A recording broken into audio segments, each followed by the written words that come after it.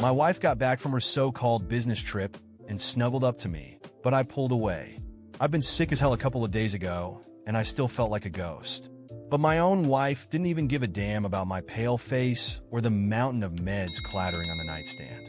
Displeased, shut up her phone to dial up that childhood friend of hers. Hey, where you at? I'm in a crap mood, come cheer me up. That prick on the other end had the balls to chuckle and say, didn't you just get back home?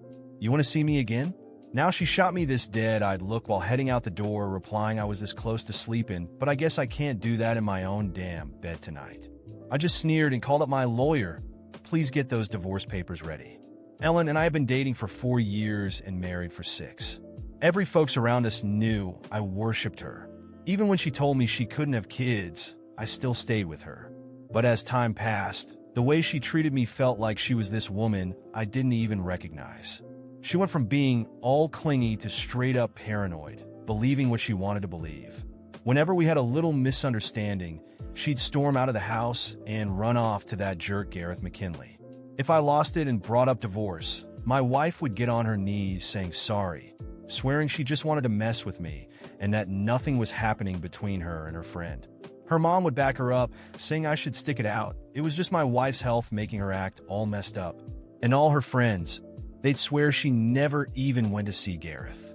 And like a goddamn fool, I forgave her. That was until a week ago. A buddy recommended me this OBGYN. So I went to see the doctor, feeling like maybe things could turn around for me and my wife. Luckily, the doc said my wife's condition wasn't hopeless. I never cared much about having kids, but I thought, screw it, maybe having a kid would chill her out a bit. On my way back, I stopped by Urban Basket to grab some groceries.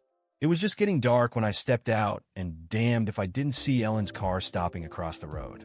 My gut told me to take a closer look, and there she was, sitting in the driver's seat.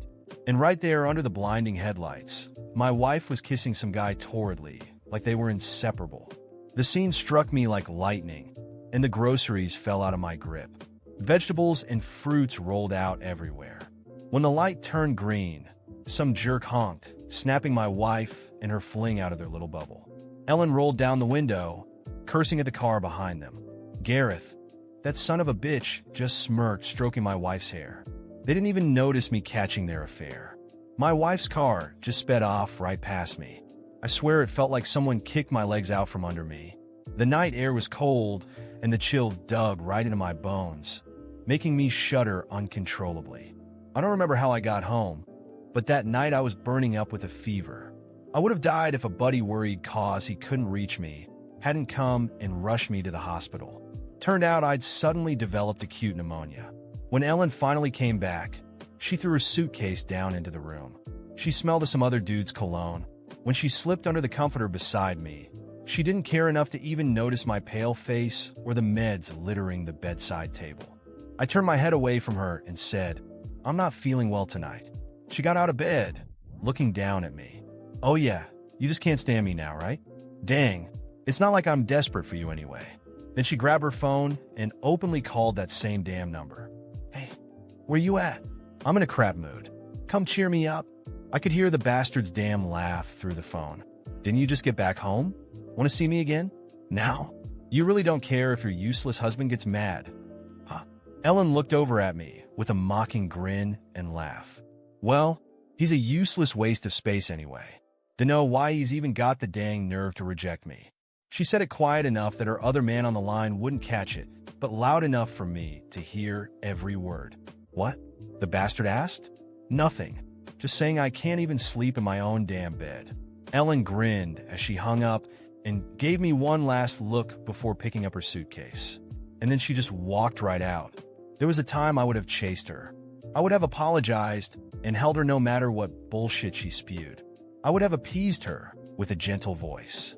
But this time, when that door slammed shut, I didn't move a muscle. Just lay there in our bed alone. God, I'm so damn fed up with all her bullshits. The next day, for the very first time, Ellen came back early. I was finishing up breakfast at the table when I heard the door, but I didn't bother to lift my head. She stood in front of me like she was expecting something. No breakfast set out for her like I used to do every damn morning. Her face yelled. She was pissed as hell, and then she slammed her phone down on the table. Go ahead, start your crap. Want to fight again? She was bringing up that first time she ditched me to run to Gareth all mad. Back then, I was just as pissed. Didn't call her, didn't text her all night. The next morning, I rolled up to her mom's place with divorce papers in hand. Ellen came rushing back looking white as a sheet and dropped to her knees in front of me, bawling her eyes out. But then Mom's excited voice burst out before Ellen could say a damn word. "Oh, my son. Happy birthday, baby. I meant to call you yesterday, but we were out in the fields all day. You ain't mad, right? Tell me, how did you and Ellen celebrate?" Ellen froze, guilt flashing across her face as she looked at me. Yeah, my wife forgot my birthday, but she sure as hell remembered to go make out with her other man right in front of me. I snatched the phone back and pressed it to my ear, plastering on this big fake grin. Nah, how could I be mad, Mom? You and Dad. You're the only ones who ever cared about me. If anyone's sorry here, it's me, not being the son you deserve all these years. Hearing that, Mom quickly changed the subject, clearly worried I'd get upset. We kept talking. 30 minutes, maybe not once did we bring up my wife's name. By the time I hung up, Ellen's face was all twisted up like she couldn't figure out what to do. Fine. It's your birthday, so I'll let that money slide for now. But it's a loan, you hear me? You're damn lucky to have a generous wife like me. You know that? And about yesterday, well, you know that was your fault. If you just talked to me nicely, I wouldn't have left. I ignored her, just went back to my phone and started chatting with some old buddies. She lingered there like a ghost until she muttered, "Fine, I'll go buy a cake. Make something nice for dinner, all right? I'll make it up for you tonight." I watched until the door clicked shut behind her, and then I opened my chat box with my supervisor. "Hey, Wesley, are you really planning on transferring to the branch? It's your hometown." "Sure, but what about living apart from your wife?" I shot back quickly. "Won't be a problem. She's about to be my ex-wife soon enough." The chat box showed she was typing, untyping, and typing again.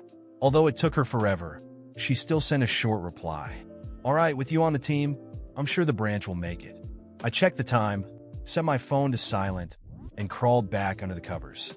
I was dead asleep right then. I heard this goddamn noise from the living room. My eyes barely even opened, and my mind barely awake when I felt these hands yanking me out of bed. "It's Ellen. Get your ass up. I invited my friends over for your birthday, and you're here sleeping? Get in the damn kitchen." I dragged myself out to the living room. There were folks jammed in every corner, trashing the place with empty soda cups and pizza boxes. I swear, I had never felt so enraged like this before. I clenched my fists, but eventually kept my cool. I decided to save some face for my wife, who invited them all. "Oh wow, didn't expect all of you to show up. All right then, how about I book us a table at a restaurant?" "Yeah, what?" "Nah, bro, eating out's damn expensive. Besides, Ellen's always bragging about your cooking. Want a taste of that?" Gareth sprang up, that stupid grin plastered on his face like he knew something I didn't. And there's Ellen, frowning and pulling at my arm. "You just sent $2,800 to your brother, and now you want to blow more cash eating out? What, you think we're born rich? Come on, you can cook just fine. I even got all you need. Just make something quick, Ellen." Buying groceries. That was enough to make my stomach turn, so I bolted to the kitchen and threw the door open. Eels, lobsters, frogs. Jesus Christ. I don't even know how the hell a couple of them got behind the damn stove. I took a deep breath and quickly shut the door. I knew it'd be like this. She can't even mop the floor right ever since we got married, and she thinks she can damn buy groceries.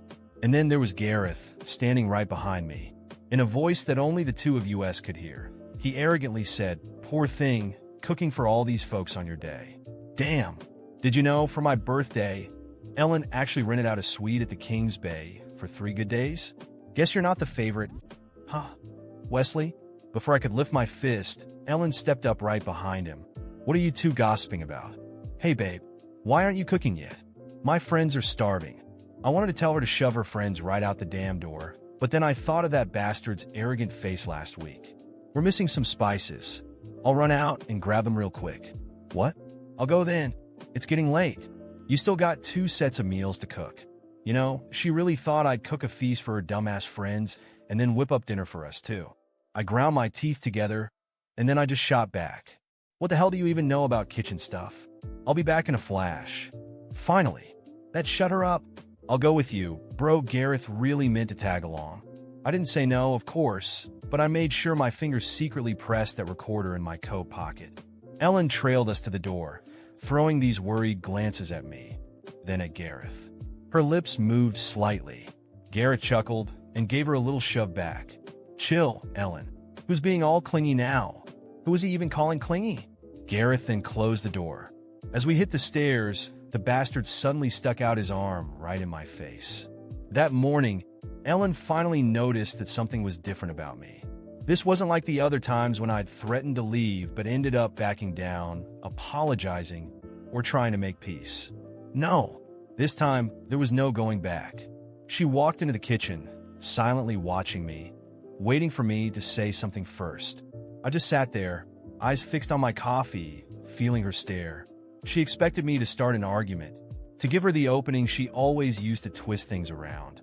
But I remained still, as if surrounded by a glass wall that kept her words and venom away. After a prolonged silence, Ellen finally spoke, her voice sharp with impatience. So, you're just gonna sit there? No words? You really think this little act of yours is going to scare me? I took a deep breath, still focused on my coffee, feeling the irritation growing in her tone. It wasn't just impatience. It was discomfort, as if my silence was getting under her skin, throwing her off the control she thought she had over me. Silence was my answer, and it filled the room, stretching into every corner of the kitchen where, for years, I had made her breakfast as a sign of my love. Now, each small act like that felt like a bitter reminder of all I'd sacrificed for someone who clearly didn't value any of it. She kept staring at me, probably waiting for me to look up to give her some predictable response she could manipulate. But I stayed motionless, like a wall of stone, and I could see it was throwing her off. You know, Wesley, this silent treatment is pathetic, she said, voice dripping with contempt. You think you can scare me with this silent act? I know exactly what you're trying to do. For the first time, I felt a smile creeping onto my face. It wasn't the usual smile she associated with my kind, apologetic side. No, this was a cold, ironic smile, one that carried the weight of all the times I'd been stupid enough to fall for her games. I looked up, finally meeting her gaze, and for the first time, I saw a flicker of fear in her eyes. She hadn't expected this from me. That fear disappeared quickly, though, as she straightened her shoulders, determined to hold her ground. Don't worry, Ellen, I replied calmly. This time, there won't be any fights or drama. I just want peace. That's what I'm after now. I saw her expression shift, and for a moment, something that resembled concern crossed her face. Maybe for the first time, she understood that she was losing the control she thought she'd always had over me. The truth was, she'd lost that control the moment I saw her with Gareth, indifferent and guilt-free, right in that parking lot. She tried to mask her insecurity with a sarcastic laugh, as if my behavior didn't bother her. Peace, she said, voice dripping with mockery. Good luck finding that without me. You won't last a month on your own, Wesley. I was the only person who ever truly cared about you. It was the first time I truly laughed in a long time. Care about me? I asked, feeling the laughter bubble up. You think sneaking off to meet another man while your husband's in the hospital is caring? Or maybe caring is dragging me through the mud in front of your friends, making me cook while you entertain them. She narrowed her eyes, visibly annoyed, but I could see that my calmness was rattling her. Before, I would have tried to ease the tension. Now, I wanted her to feel it, to understand that I was done. Go on and think you're still in control, Ellen. Laugh it up if you want, but I'm already out of this marriage. At least in here, I pointed to my head, and soon it'll be official. She stared at me for a long moment before opening her mouth to retort, but the doorbell interrupted us. I knew who it was. The lawyer, here with the first set of divorce papers, ready for me to sign. Ellen's eyes darted to the door, and I saw a hint of panic in her face, like she was beginning to realize that this wasn't just an empty threat. I stood up, calmly walking to the door, opening it for the lawyer, who greeted me with a serious nod. Ellen, for the first time in years, looked genuinely lost, as if she had no idea what to say or do. Please, Ellen, have a seat, I said, pulling a chair out for her. She hesitated but eventually sat down. With the papers in front of me, I took a deep breath. "This is just the beginning, Ellen," I said calmly. "I want a divorce, and I'm moving on. I'm done giving chances to someone who only wants to see me broken. From now on, I'm taking care of myself." She stayed silent for a moment, but then her expression hardened. "Oh, really? You think you could just get rid of me that easily? You don't even know what I'm capable of?" Her threat didn't surprise me. I knew Ellen would fight, knew she'd try to make the divorce as painful as possible. But I was ready. Years of manipulation and deceit had taught me never to underestimate her. I knew she'd likely go after everything she could, from property to any dignity I had left. But I was prepared to face whatever came my way to be rid of her. As she got up to leave, she gave me one last hateful look. "This isn't over, Wesley," she said, like she was warning me about a storm on the horizon. "Yeah, Ellen," I replied with a cold smile. "It's not over, but I walked out of this war a long time ago." That last argument with Ellen, her arrogant stance, as if she'd always come out on top, left a clear impression on me. I needed to put an end to this. And it wasn't just a paper-thin end with a divorce. I wanted to make it clear to her and everyone around us who she really was. I knew that trying for one final heart-to-heart talk with her wouldn't work. No, this required something she wouldn't expect, something that would make her feel a bit of what I'd been through. And with that, I decided on my approach. My first decision was simple. I stopped covering up her lies. No more playing the loyal, quiet husband while she used Gareth as some close friend she was just helping out. The first chance came when my mother casually asked why Ellen hadn't joined us for a family lunch. In the past, I would have made up an excuse, saying she was busy with work or some engagement. But this time, I was direct. "To be honest, Mom, Ellen has other plans. With her friend Gareth, who she's been meeting up with over the weekends," I replied without holding back. Silence fell over the table. My dad stopped eating. My mom looked at me wide-eyed, and my brother just stared, waiting for more. I laid it all out, without drama, explaining everything I had found out and how I'd been holding on to it in silence for years, trying to salvage a marriage that, to her, was just a front. I wasn't looking for sympathy or support, but simply putting an end to the image of us as the perfect couple. The news spread faster than I'd anticipated.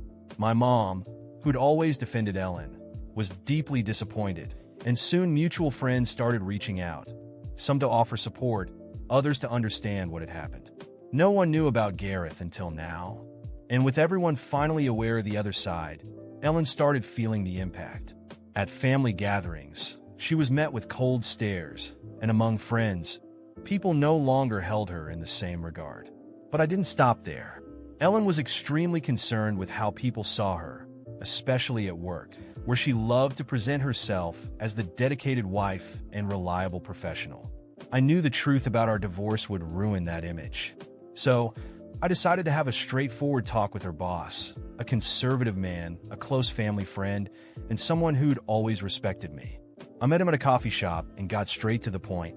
"I know this conversation might feel out of place, but you deserve to know why Ellen and I are divorcing." He listened without interrupting, his face shifting from disbelief to disappointment.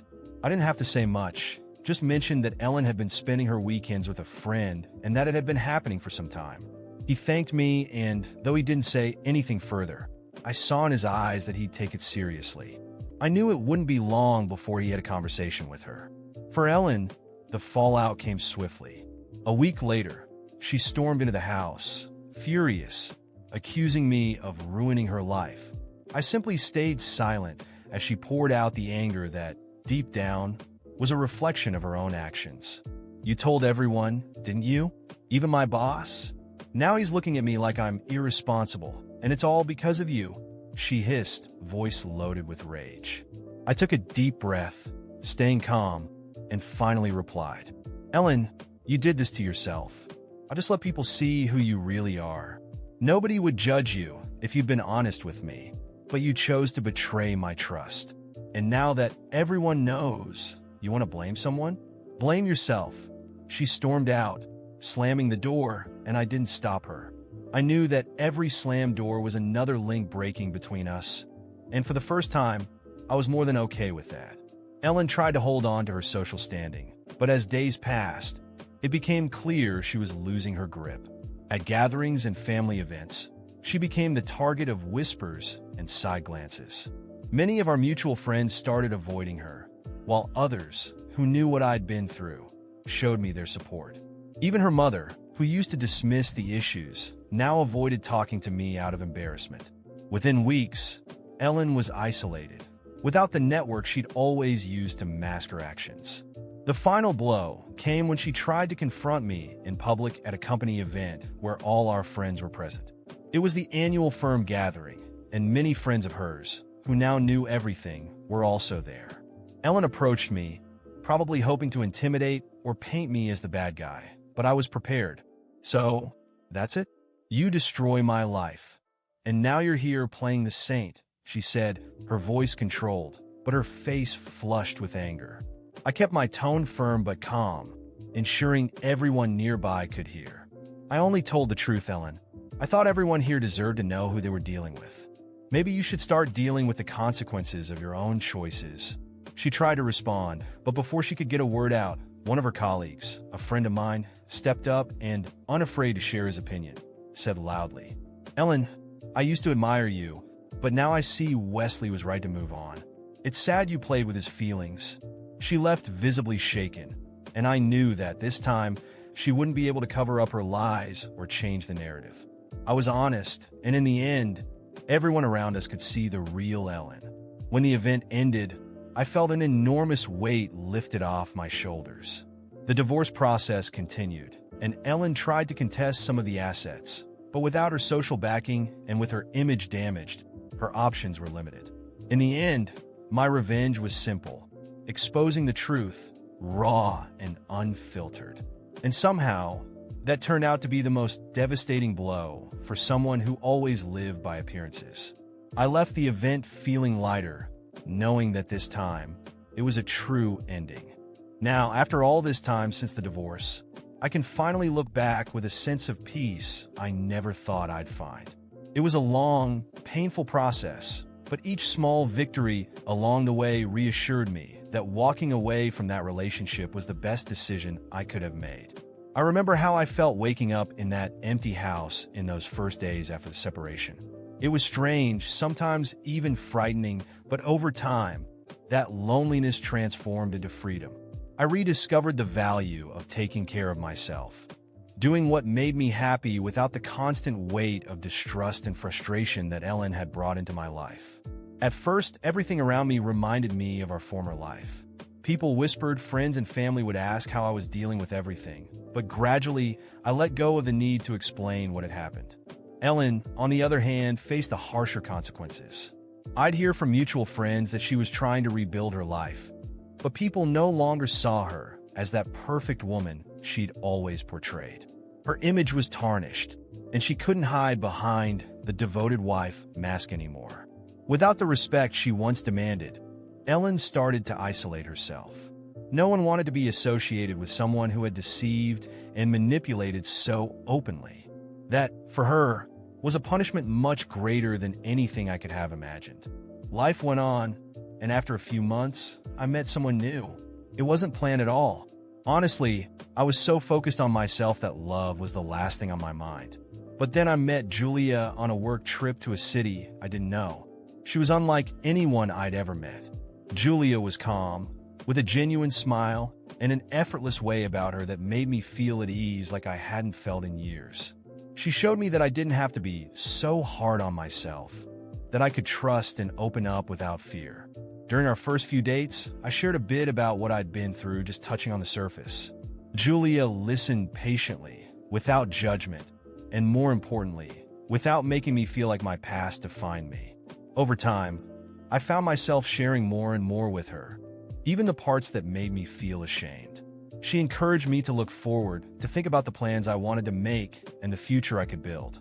Each conversation with her showed me that life could be lighter, that love didn't have to be a constant game of manipulation and sacrifice. Ellen, on the other hand, seemed to spiral downward. I'd heard through mutual friends that she was still with Gareth, but their relationship was far from the fairy tale she'd imagined. Over time, Gareth revealed himself to be the opposite of what she'd hoped for.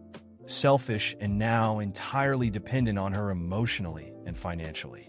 I heard rumors that he treated their relationship like a personal victory, parading Ellen around almost like a trophy. Her few remaining friends told me that she'd begun to see Gareth wasn't truly committed, that his interest was just fleeting, and now that they were together, whatever thrill she once felt was gone. One day, I ran into an old mutual friend I hadn't seen in years. We talked about many things, and she eventually brought up how Ellen was doing. She told me that Ellen had tried to return to her old social circle, but people no longer treated her with the same respect. After a few months of rumors and suspicions, she even lost her job. Her reputation had crumbled so much that staying at work became unbearable. It was as if people had finally seen through the perfect facade she used to hide behind. It was clear that this was a consequence Ellen had never imagined she'd face. The silent judgment, the way people distanced themselves from her, and the emptiness of a toxic relationship with Gareth where admiration and interest had long since faded. For someone like Ellen, who depended so much on appearances, living with everyone knowing the truth about who she really was turned out to be the most fitting punishment. With Julia, my life took a direction I hadn't anticipated. After a year together, we decided to move in, creating a home of our own, slowly, without rushing, but with a sincerity I had come to deeply value. Julia showed me that happiness is in the small things. The daily conversations, the carefree laughter, and the mutual trust that doesn't need to be proven constantly. With her, I learned to open up without fear, to love easily, and, most importantly, to value myself. Ellen is now a part of my past, and though resentment followed me for a while, I no longer feel the need to think about her. I heard through acquaintances that she and Gareth had serious financial problems. He continued taking advantage of her until the debt became overwhelming, and she eventually had to sell the apartment they lived in. What she was left with was a tarnished image, a failed relationship, and the weight of choices that, deep down, were always hers. In some way, I found my peace. Today, I'm grateful for what I went through because it led me here to someone who truly understands and accepts me. Ellen, on the other hand, is still trapped in a world of illusions, slowly crumbling. And perhaps that's the truest form of revenge. Knowing I moved on, build a life of substance and fulfillment, while she's left with the life she always wanted, a life of appearances, empty, without anything real.